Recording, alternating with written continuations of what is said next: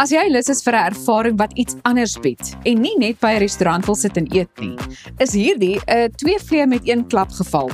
Create by Wolwespruit in Pretoria bied nie net 'n heerlike spyskaart nie, maar ook die geleentheid om kreatief te raak met kleur en breekware van keramiek.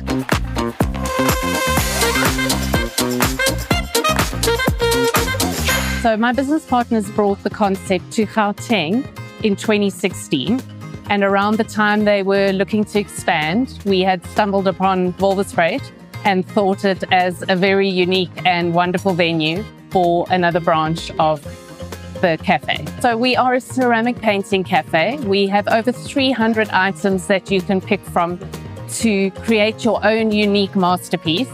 We guide you through the process with demos from our waiters. We have a wonderful cafe menu, gorgeous cocktails, lots of beverages for the kiddies, and it's just a wonderful experience. We focus on giving you the full experience as opposed to just a meal or a painting activity. We have some very basic, simple techniques and we guide you through those. There are assistants and managers always around that can give you a hand if you're challenging yourself with something more complicated. We have many different ways of guiding anybody, artistic or not, through creating something that's really close to their heart and something they've made for themselves or for a gift. It's quite a special process. We do a lot of celebrations. At the moment, we are doing a lot of corporate team builders. It's an ideal event and venue for something as a Christmas party or a general team builder. We have birthday parties, bridal showers, baby showers, any excuse to come and create something. We always lend ourselves to bigger groups and have a wonderful platter variety for the larger groups. And then we do have our general family outings on Saturdays and Sundays in particular. We are all age friendly and there's something for everyone. Daar is 4 takke in Gauteng en 1 in Umhlanga. Voordat 'n mens met jou kunswerk begin, word elke stap eers deeglik deur die bestuurder van die keramiekprodukte of een van die kelners verduidelik. So what we have here is one of our demo plates, and this is typically what a waiter would use to demonstrate to a customer when we have had new customers coming to visit us and create Wolwespruit. So the first thing that we need to know is that we generally tend to suggest no more than 3 layers of paint. It's very important that our paint is not too thick, but at the same time not too thin. So this is an example of 3 layers of paint being painted. We then have various different techniques that we can use. The first one is a stamping technique. So we've got a number of different stamps that we use. You basically put paint onto the stamp and you put it onto your item and you are then ready to go. What we also have in the background is what we call a spattering technique. You dip your brush into the paint and you spatter, and that gives you a lovely effect of spattering, or what the waiter sometimes refers to as a rain technique. This is where we call scratching or sgraffito. You would paint your item and you would then scratch back into the item, and that gives you the effect of these lines in this instance. The very last technique that I'd like to demonstrate to you is one we call the sponging technique, and that is literally putting your paint color onto the sponge and putting it around your item, deciding on which colors you want to use. You could do various different colors, and that is just yet another technique that we offer here. So as you can see, various different techniques. For those of us who are not very artistic, we've got various different things that you can use, and the waiters are trained up to be able to assist you in that process. Ek was so nuuskierig en moes eenvoudig self probeer. Nou ja, ek gaan nou eers hier klaar maak en dan moet ons so ongeveer 2 tot 3 weke wag vir my kunswerk om intoe te gaan voordat ek en jy die eindproduk kan sien. So maak seker jy bly ingeskakel op Goeiemôre Good Morning en kom maak gerus 'n draai by Create Wolwespruit as jy in Pretoria omgewing is. Nou ja, ek weet nou nie of 'n mens regtig daarna as 'n kunswerk kan verwys nie, maar nietemin, dit is dan nou ook die eindproduk. Ek gaan dit sommer net dadelik wegsteek. Ek dink ek kry 'n bietjie skaam. Kuns is nie noodwendig een van my sterkpunte nie. So ons beweeg aan na die volgende deel toe. Dit is natuurlik Borskankerbewustheidsmaand en vandag wil ons 'n storie van hoop deel. Ek gesels nou met Kalika Bakker oor haar pad vanaf diagnose tot genesing. Baie welkom hier by ons en dankie dat jy bereidwillig is om jou storie met ons te kom deel.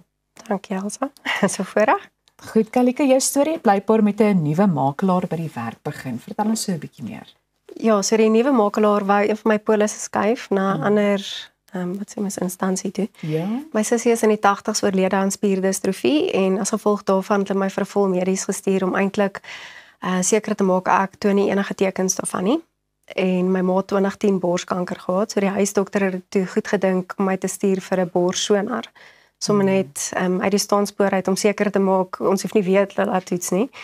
En dis toe die radioloog opgetel het daar is verkalking in my bors en my toe gestuur het vir 'n mammogram en dis eintlik maar waar dit begin het.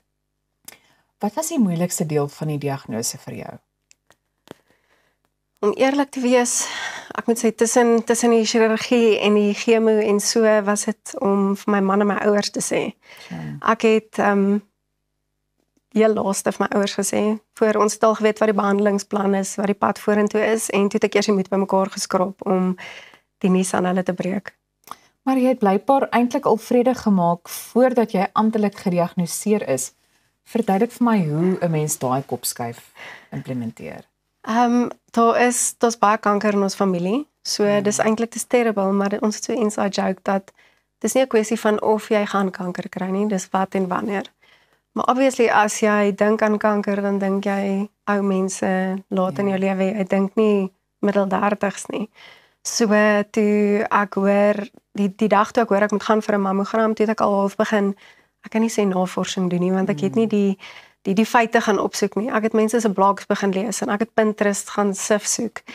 Net om mense se ervarings te kry en hoe hulle daardeur gewerk het en ja, dit het al, ek wil sê, saam met gebed alles my voorberei vir wat gekom het. En ek was doodrustig daaroor wat eintlik 'n seën is. Ek dink dat geloof 'n baie belangrike rol speel so in daai proses. Vertel my net so 'n bietjie meer van wat gebeur het nadat jy gediagnoseer is. So ek het eerstens met die diagnose, gewoonlik doen hulle 'n biopsie, ek het nie 'n tumor gehad soos wat mense dit ken, 'n knop nie. So dit was soos, ek wil amper sê soos glitter versprei oor my bors, 2 verskillende tipes kanker.